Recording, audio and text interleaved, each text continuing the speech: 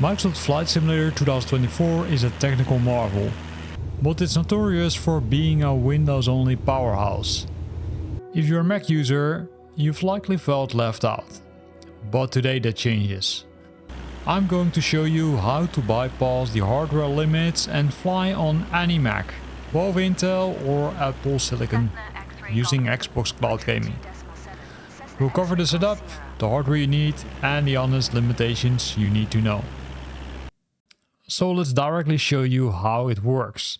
I will go to xbox.com/play, which brings me to the cloud gaming website.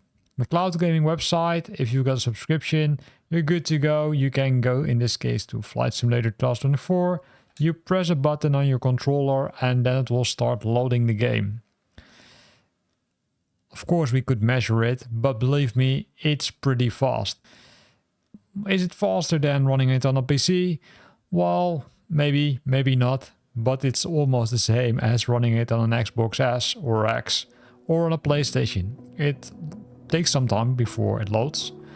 So Flight Simulator has started, so let's give it a try.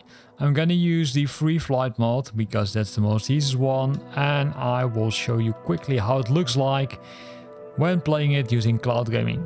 I'm going to use a helicopter and we're going to move to London, which is somewhere over here. Let me zoom in. And you can see I can nicely zoom into, for example, London City, right? I can say select an airport, for example. In this case, I can select Regent Park Barracks. Then I can select status departure, and then I'm gonna select start flight. Let's go airborne and let's fly around to see how the rest of the city looks like. So we took off from London City and here we go. So you can see I'm flying using a helicopter, at least I'm trying to. I can also go to the outside of the helicopter, right? Then we can look a little bit better at the scenery. And this is how it looks like. So let's make a turn and then let's look at the rest of the city. You can see if we're climbing higher, the, let's say, well, scenery looks okay, right? Is there some room for improvement?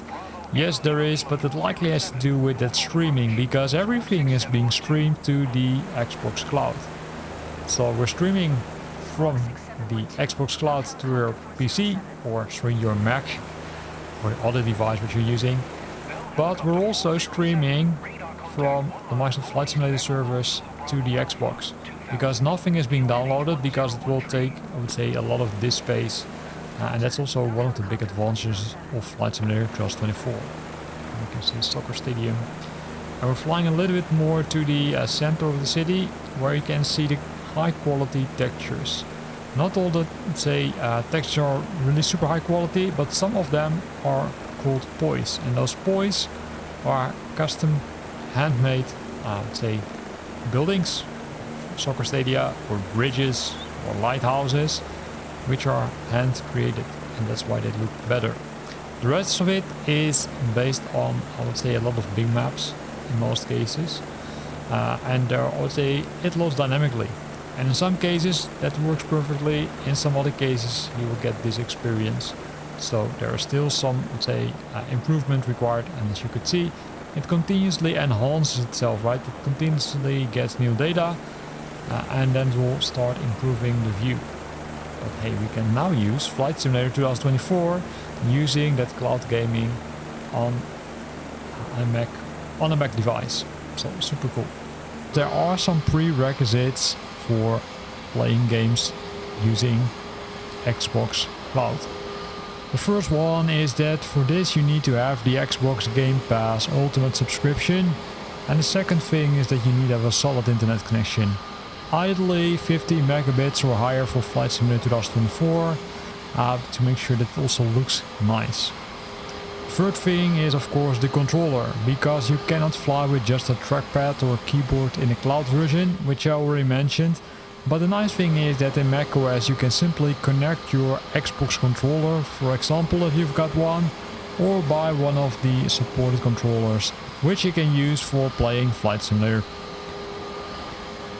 The question is, of course, are there limitations? And there are limitations. There are 3 limitations, and one of them is that maximum resolution which you have is that 1080p, but that could be still perfectly fine for you.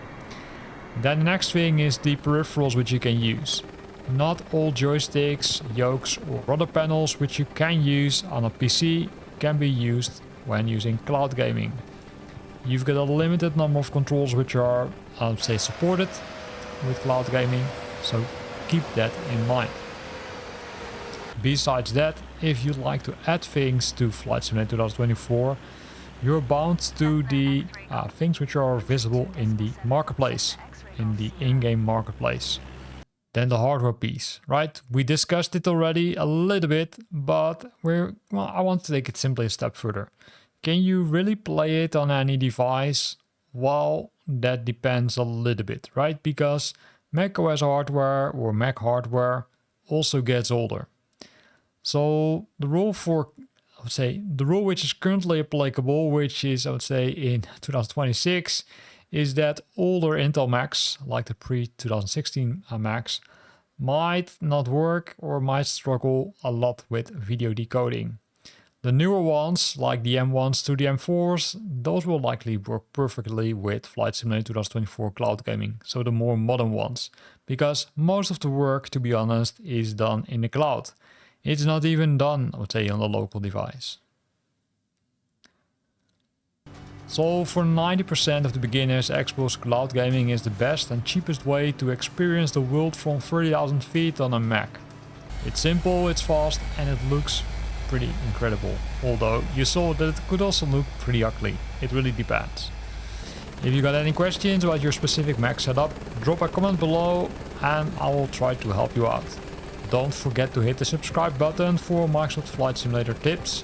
And also keep an eye on my channel because I will likely create a separate video about how to use the Xbox controller in combination with cloud gaming, which also means for you as a Mac user.